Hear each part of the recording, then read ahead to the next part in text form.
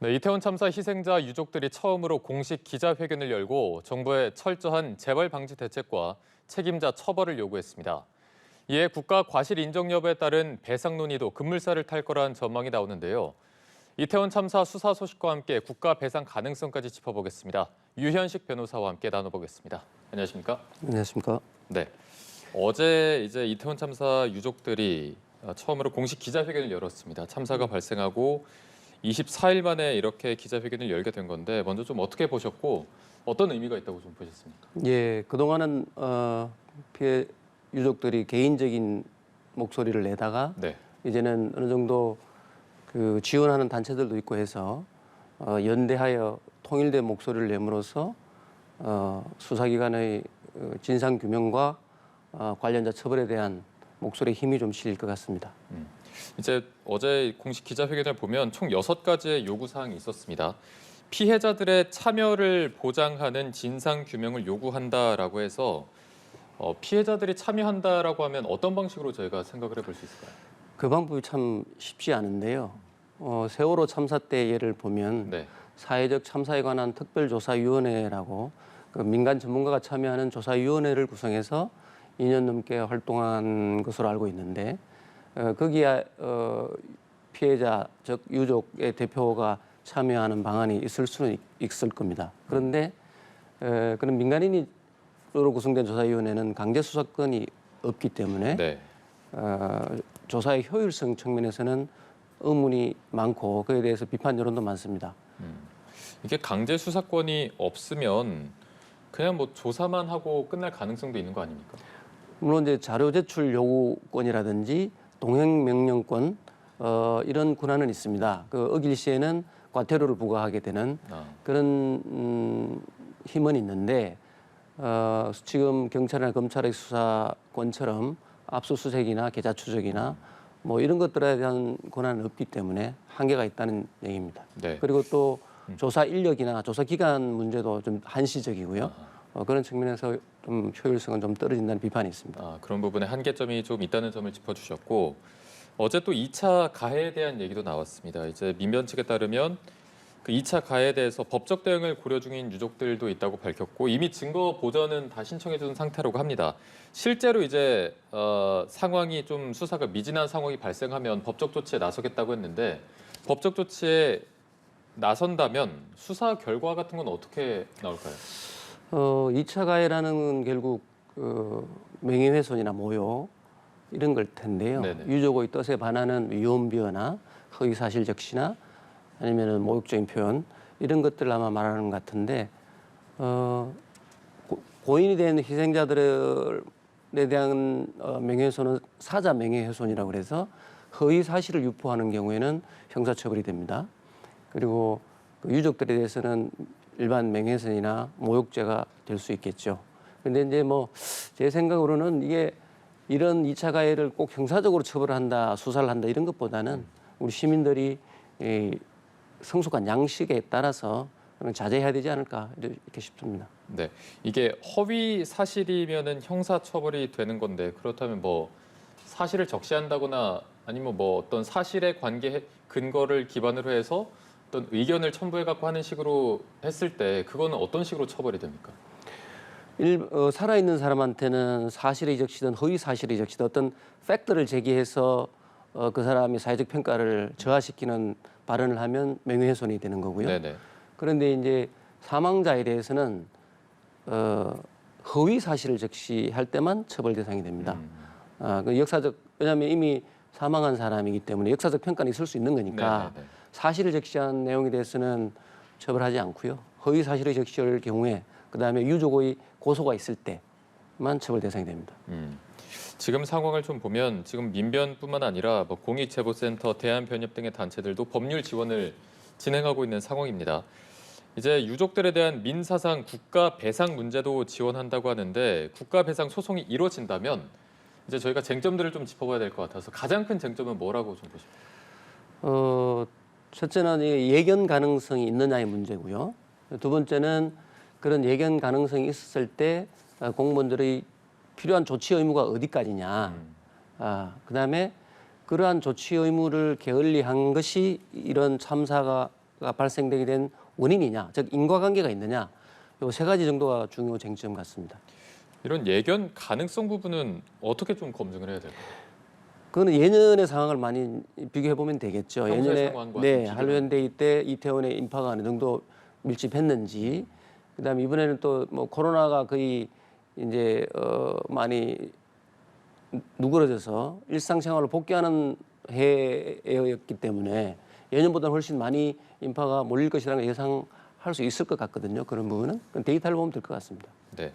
지금 일각의 보도에서는 그 정당한 보상을 위해 특별법 제정을 검토하고 있다라는 보도가 있었고 여기에서 대통령실이 명확한 책임 범위가 우선이다라고 입장을 밝혀서 법적으로 가해자가 좀 명확해져야 뭐 좀 가능하다 이런 의미로 해석할 수 있을 것 같은데 법적 가해자가 국가라고 인정할 수 있는 그 범위 어떻게 좀 쉽게 봐야 될까요? 이제 국가배상법 적용이 되려면 결국 공무원이 직무를 행함에 있어서 고의나 과실로 법령을 위반해서 타인에게 손해를 가한 경우에만 해당되는 거거든요.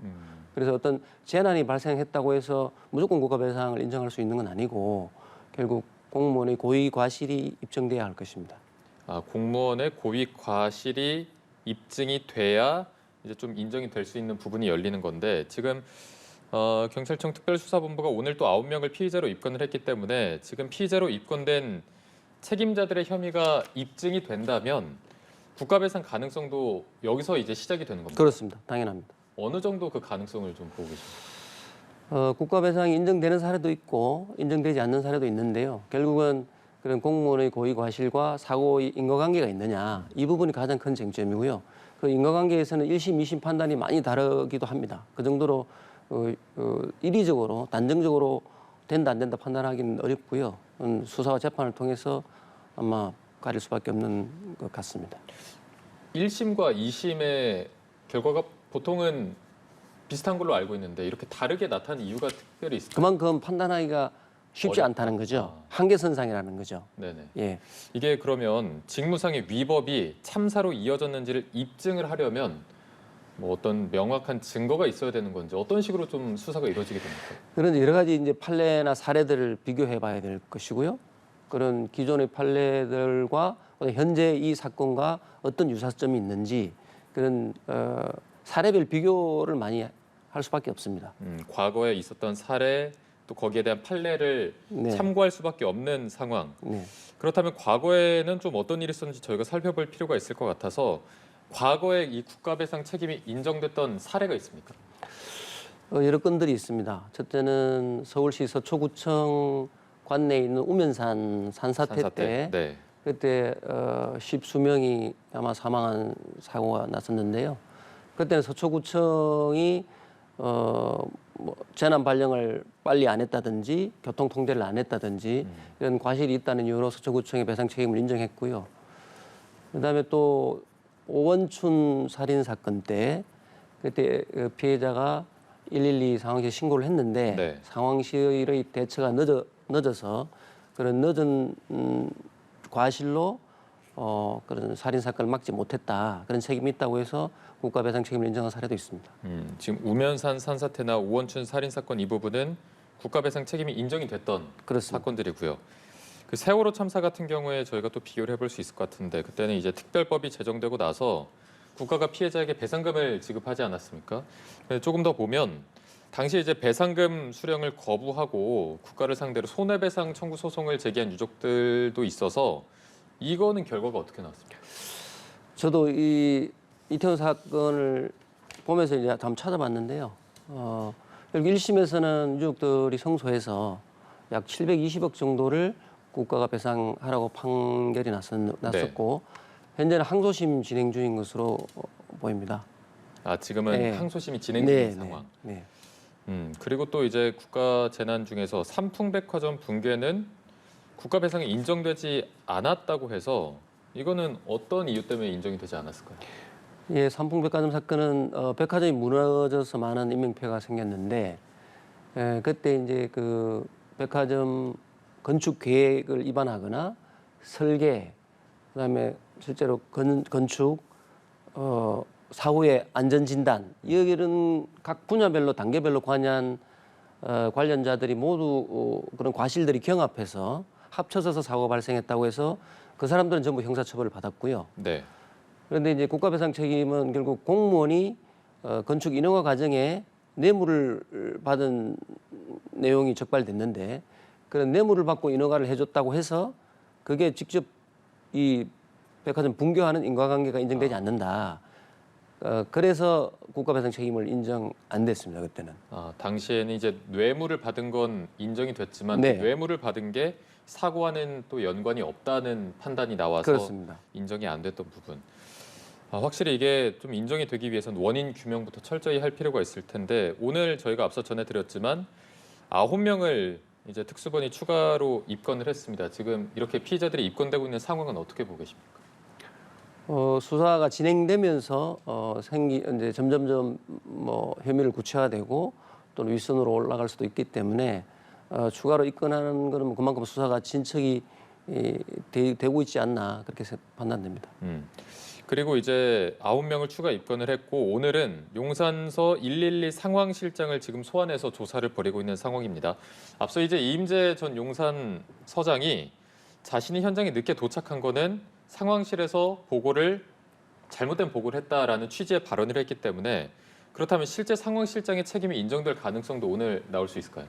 물론 이제 용산서장의 진술이 사실이냐 팩트 증거가 먼저 돼야 될 테고요. 네네. 만약에 용산서장의 말이 맞다면 정말로 11시까지 자기는 그렇게 이 심각한 정도는 아니다. 이런 보고를 받았다고 주장하는 게 맞다면 그러면 그 상황실장이 오히려 업무상 과실이 될 가능성도 높죠. 아, 혐의가 된다면 업무상 과실치사상 네. 혐의가 왜냐하면 적용됩니다. 판단을 잘못했다고 보여질 수도 있으니까. 네네. 예. 그리고 또 특수본이 이제 소방노조가 이상민 장관을 고발을 하지 않았습니까? 그래서 이제 고발인 조사로 소방노조를 불러서 조사를 벌이고 있는데 이렇게 고발인 조사를 할 때 어떤 식으로 조사가 이루어집니까? 고발인 조사는 일단 고발 내용이 뭔지 그걸 물어보고요. 그다음에 그런 고발 내용이 과연 형사상 구속 요건에 해당될 수 있는 내용인지, 그다음 그런 고발에 대해서 입증할 증거는 뭐가 있는지 뭐 그런 거를 제일 먼저 하는 조사입니다. 전반적으로 좀 사실관계를 확인하는 작업이라고 볼 수 있을 것 같은데 고발인 조사를 하고 나서 이상민 장관에 대한 강제 수사 등의 어떤 필요한 절차를 필요하다면 진행하겠다는 입장인데 지금 윗선 수사가 좀 지지부진하다라는 의견도 많아서 어떻게 좀 보고 계십니까? 뭐 윗선 수사란 게 그냥 바로 윗선부터 수사할 수 있는 건 아니고요. 전에도 말씀드렸지만 현장부터 수사를 시작해서 점점점 혐의를 구체화해서 확대해 나가는 거기 때문에 지금 당장 윗선 수사를 왜 안 하냐 이렇게 하는 건 조금 조급한 것 같고요. 그다음 이상민 장관에 대한 뭐 고발이 있다고 해서 곧바로 강제 수사하거나 또 그럴 수 있는 것도 아닙니다. 혐의 내용을 입증할 만한 소명할 만한 그런 증거가 있지 않고서 바로 강제 수사하는 건 법원에서 영장 발부를 하지 않거든요. 이게 단계를 밟아가야 한다고 말씀해 주셨는데 그 단계를 밟아가서 윗선 수사로까지 갈 수 있다고 보십니까? 지금 흐름이? 지금 단계에서 제가 예단하기는 조금 외람되고요. 왜냐하면 이게 11월 말이나 12월 네. 초쯤에 수사가 종료될 수 있다는 의견도 있어서 네. 그때까지 실질적으로 기한 내에 윗선 수사 가능할 것이라는 의문이 좀 있거든요. 뭐 제 개인적인 견해를 묻는다면 과연 행정안전부 장관이 어떤 직무 태만이 이 참사와 인간관계가 있을까 이 판단은 그렇게 간단하지는 않을 겁니다. 그래서 수사팀에서도 아마 고민이 많을 텐데요. 결국 그런 책임을 확인하기 위해서는 현장팀으로부터 시작해서 경찰청장, 소방본부장 그 다음에 윗선으로 가야 되거든요. 그런데 그런 경찰청장이나 소방본부장에 대한 책임 인정을 혐의 규명을 못하는 단계에서 행정안전부 장관까지 바로 간다. 그건 무리한 겁니다. 개인적인 의견으로는 지금 조금 무리가 있다고 보셨고 네. 그 일각에서 나오는 11월 말에 수사가 종료된다면 지금 기한적으로는 그 윗선까지 갈 충분한 시간적 여력이 있는 겁니까? 촉박하다고 봐야 되겠죠. 근데 이제 지금까지 수사가 아직 이렇다 할 성과가 나오지 않는다는 말은 그만큼 이 사건 수사가 쉽지는 않는 것 같다. 그렇게 추측됩니다. 이게 확실히 좀 원인 규명이 정확히 돼야 되는 부분이 있기 때문에 네. 쉽지 않다라고 말씀해 주셨고 그리고 이제 당시 현장 지휘팀장을 맡았던 최 서장에 대해서 업무상 과실치사상 혐의로 입건해서 수사를 하고 있습니다. 이때 무전으로 잠시 뒤에 상황이 종료될 것으로 추정된다라고 말한 기록이 있어서 이렇게 말한 기록, 증거, 수사에 어떤 영향을 미치게 됩니까? 과연 그러면 이 현장 지휘 팀장의 판단이 맞는 건지, 그런 건 이제 여러 가지 또 자료를 봐야 되겠죠. 그 당시에 꼭 이렇게 한 무전이 과연 옳은지, 판단이 적절했는지, 거기에 어떤 주의 의무를 소홀히 한 건 없는지, 그런 걸 살펴봐야 될 것 같습니다. 이제 최성범 용산 소방서장이 그 참사 당일에 그 골든 타임이 사고 발생 45분 후인 밤 11시께로 잠정 판단을 했습니다. 특수본이. 이 골든 타임이 45분 후인 11시라는 거는 저희가 좀 근거를 어떻게 봐야 되겠습니까? 최초 발생 시각을 10시 14분에서 15분 정도라고 저는 알고 있는데요. 그러면 그런 인파가 밀려서 압사 사고가 최초 발생한 게 그 시간이라면 그때부터 이제 계속 연쇄적으로 그런 압사 사고가 일어날 텐데, 가장 늦어도 11시까지는 충분한 조치를 취해야 되지 않느냐, 인사사고를 막기 위해서는. 그래서 아마 가장 마지막 타임을 11시로 정한 건 아닌가, 그렇게 생각됩니다. 네, 알겠습니다. 이태원 참사 관련해서 수사 소식들 한번 짚어봤습니다. 유현식 변호사와 함께했습니다. 오늘 말씀 고맙습니다.